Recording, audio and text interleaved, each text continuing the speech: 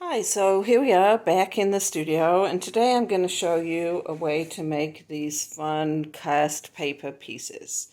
I didn't introduce this earlier in my series because it uses a couple of things that were very short in demand. At the beginning of the COVID crisis, a roll of toilet paper and a spray bottle. Okay, you're also going to need some of this craft foam. It's sold for use by kids.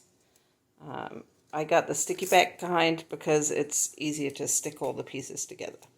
So I cut this dolphin shape out of one piece, and I'm just going to stick it to another piece like this. Okay. So the next thing I'm going to do is just take some Elmer's glue, and I'm going to dilute it down and put it in a spray bottle. How much you need to dilute it down will depend on what kind of spray bottle you have. You want to make sure that it sprays out of the nozzle. Okay, and to start, I'm going to take a sheet of toilet paper. I'm going to lay it over the top of my image, and I'm going to spray it with my diluted glue.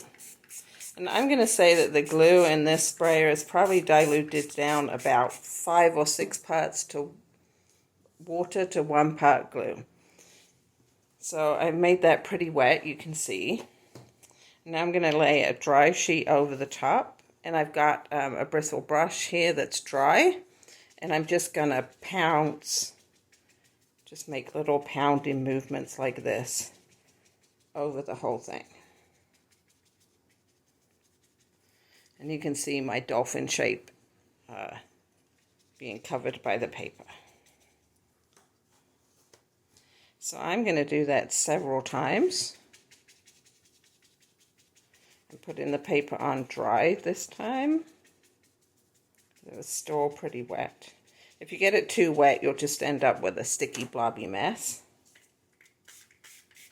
And then I'm just going to spray some more gluey water on here. And repeat.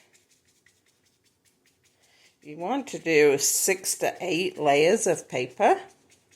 And obviously my little image here is the size of 1 square of paper, but you can make them much bigger and just overlap the squares as you make it.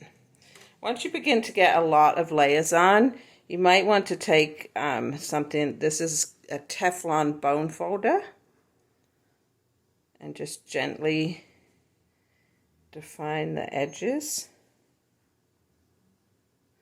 If you don't have a Teflon bone folder, because you're not a bookbinder like me, you can just use the end of a paintbrush or the end of a pen. So I'm just trying to make a really crisp edge around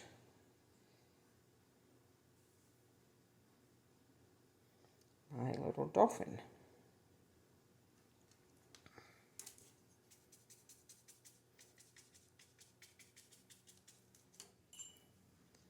I'm adding a little bit of blue watercolor to my dolphin.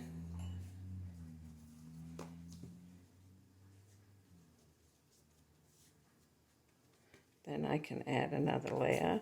And as I spray it with the water and glue mixture, the watercolor will move around a little bit.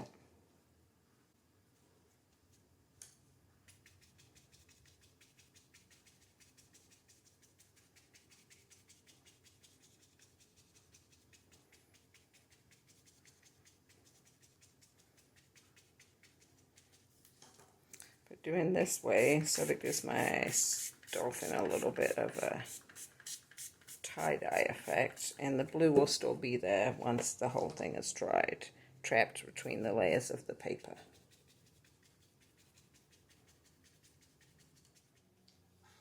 And I'm just going to keep building up layers until, like this one, you can't really see the color of either the shape or the background, and everything starts to look white.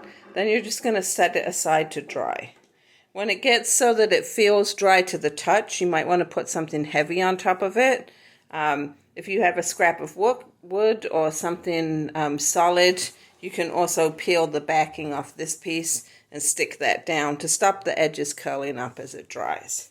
And then you're going to set that aside for several hours, depending on how humid it is outside, maybe a day or overnight until it's completely dry. And then when it's completely dry, you'll be able to just peel it off, and you'll end up with something that looks like this.